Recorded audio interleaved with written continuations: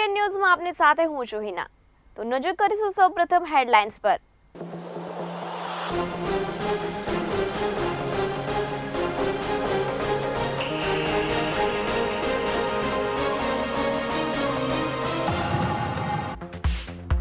દેશના અનેક રાજ્યોમાં આજે બગડાટી બોલાવશે મેઘરાજા। આણંદમાં કોલેરાથી હાહાકાર, તંત્ર થયું દોડતું। દિલ્હીમાં ચોમાસાના દિવસોમાં ભીષણ ગરમી, 80 વર્ષનો તૂટ્યો રેકોર્ડ। ખેડૂતોમાં વ્યાપી ખુશી, છેલ્લા 24 કલાકમાં 78 તાલુકાઓમાં પડ્યો વરસાદ। એસટી બસના ડ્રાઈવરે યુવતીને કેબિનમાં બેસાડતા થયો હોબાળો।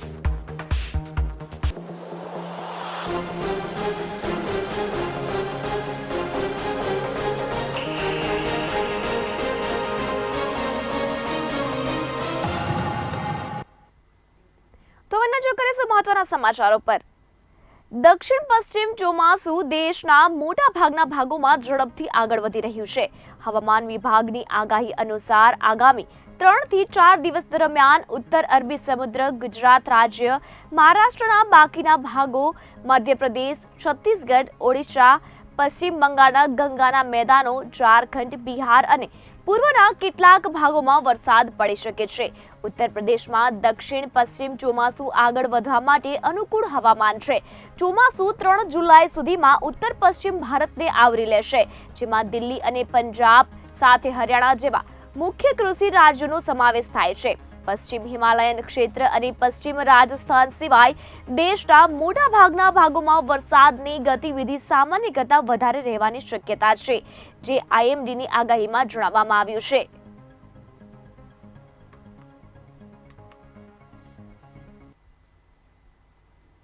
ખેડા જિલ્લા બાદ હવે આણંદમાં કોલેરાનો રોગચાળો વકર્યો છે। આણંદ શહેરના 2 વિસ્તારોમાંથી કોલેરાના પોઝિટિવ કેસ મળતા આસપાસના 10 કિલોમીટર વિસ્તારને કોલેરા ભયગ્રસ્ત જાહેર કરવામાં આવ્યો છે। દરમિયાન શનિવારે આણંદ શહેરની ગણેશ ચોકડી વિસ્તારમાંથી કોલેરાના વધુ 2 પોઝિટિવ કેસ નોંધાતા આરોગ્ય તંત્ર દોડતું થયું છે।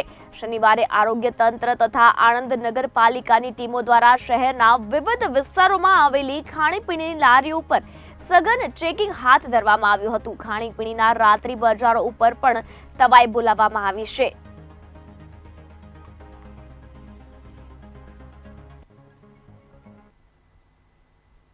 નવી દિલ્હી અને એનસીઆર સહિત સમગ્ર ઉત્તર ભારતમાં આ વખતે ભીષણ ગરમી અને હીટવેવની મારે બધાને બેહાલ કરી દીધા છે। આ વખતની ગરમીએ દિવસના જ નહીં પરંતુ રાતના પણ રેકોર્ડ તોડ્યા છે।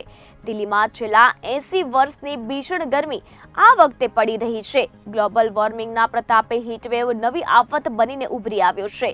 આ વર્ષે સૌથી લાંબા સમય સુધી હીટવેવ ચાલ્યા અને ભારે ગરમીના લીધે બીમાર થવાના 25,000 થી પણ વધુ કેસો નોંધાયા છે।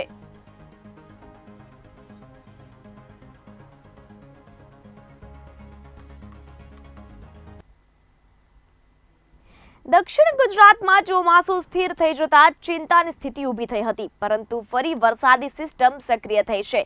છેલ્લા 24 કલાકમાં રાજ્યના 78 તાલુકામાં વરસાદ વરસ્યો છે।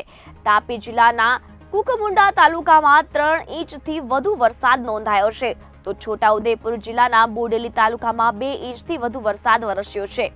નર્મદા જિલ્લાના સાગબારા તાલુકામાં 2 ઇંચ વરસાદ ખાબક્યો છે। વલસાડ જિલ્લાના 2.5 ઇંચ વરસાદ વરસ્યો છે।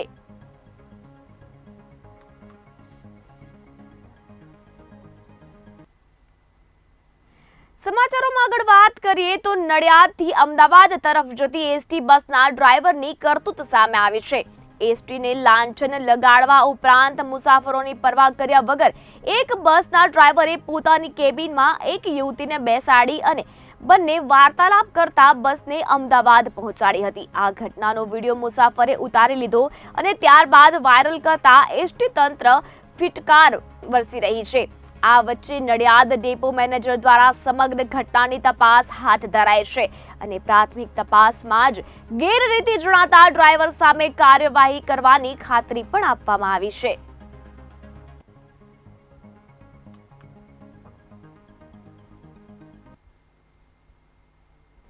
જૈન સમાજના પવિત્ર તીર્થ પાલિતાણામાં પ્રથમ તીર્થકર આદેશ્વર દાદાના ચમન કલ્યાણક દિવસની આગામી તારીખ 25 જૂનને મંગળવારે પરંપરાગત રીતે ભાવ અને ભક્તિમય માહોલમાં ઉજવણી કરવામાં આવશે.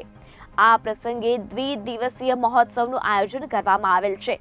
ઉત્સવ દરમિયાન જૈનાચાર્યોની નિસરામાં ભાવિકોનું મહામિલન, રજવાડી રથયાત્રા સહિતના કાર્યક્રમો યોજાશે.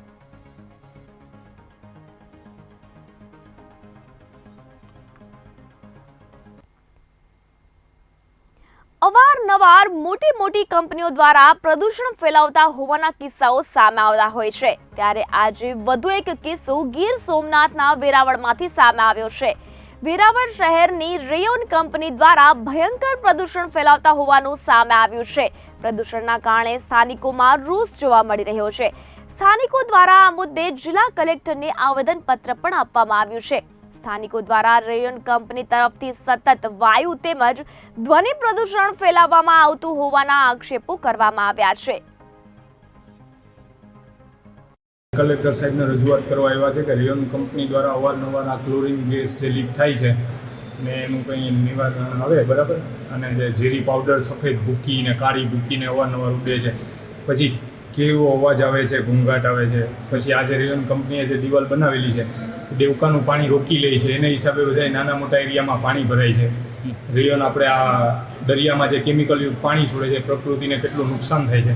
ખાસ કરીને અમારા એરિયામાં તમે આવો તો તમને ખબર પડે, અઠવાડિયામાં 3 દિવસ ગેસ લીકેજ થાય છે અને અતિશય ગેસ લીકેજ થાય છે. હમણાં 3 એપ્રિલના રોજ તો મારી ખુદ કલેક્ટર સાહેબ હારે વાત થઈ હતી ને કલેક્ટર સાહેબને મધ્યસ્થતા કરવી પડી હતી, ત્યારે ગેસ બંધ થયો હતો, પ્લાન લીકેજ થઈ ગયો હતો ને ત્યારે.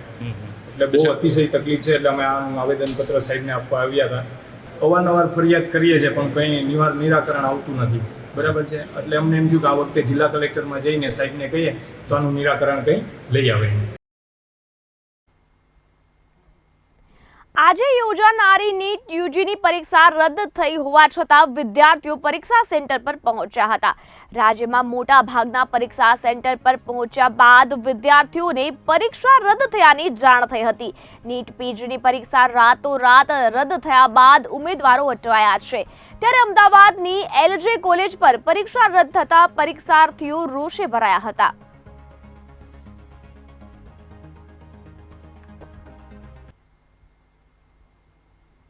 સમાચારો પર આગળ નજર કરીએ તો રાજકોટના ટીઆરપી ગેમ ઝોનના અગ્નિકાંડમાં ગત સાંજે પોલીસે ચીફ ફાયર ઓફિસર ખેર અને deputy chief fire officer Theba સહિત 3ની ધરપકડ કરી છે. આ 3ની અટકાયત સાથે અગ્નિકાંડમાં ધરપકડનો આંક 15 પહોંચી ગયો છે. આજે આ 3 આરોપીઓને કોર્ટમાં રજૂ કરવામાં આવશે અને રિમાન્ડની માંગ કરવામાં આવશે. હજુ પણ કેટલાક અધિકારીઓની ધરપકડ તોડાઈ રહી છે. તારીખ 25 મેના થયેલા અગ્નિકાંડમાં 27 લોકોએ પોતાના જીવ ગુમાવ્યા હતા. આ દુર્ઘટના પૂર્વે ગેમ ઝોનમાં તારીખ 4 સપ્ટેમ્બર 2023ના વેલ્ડિંગ દરમિયાન આગ લાગી હતી અને ત્યારે નિર્મલા કોન્વેન્ટ રોડ પરના ફાયર સ્ટેશન પરથી ફાયર ફાઇટર ગયા હતા અને આગ બુઝાવી હતી.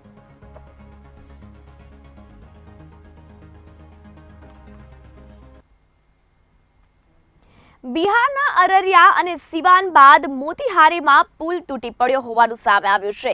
નિર્માણાધીન પુલ એકાએક તૂટી પડ્યો. અંદાજે 1.5 કરોડના ખર્ચે બ્રિજ બનાવવામાં આવી રહ્યો હતો. ત્યારે એક બાદ એક પુલ ધરાશાયી થતા હલકી ગુણવત્તાની કામગીરી થઈ હોવાના આક્ષેપો થઈ રહ્યા છે. એક સપ્તાહમાં જ પુલ પડવાની આ ત્રીજી ઘટના બની છે.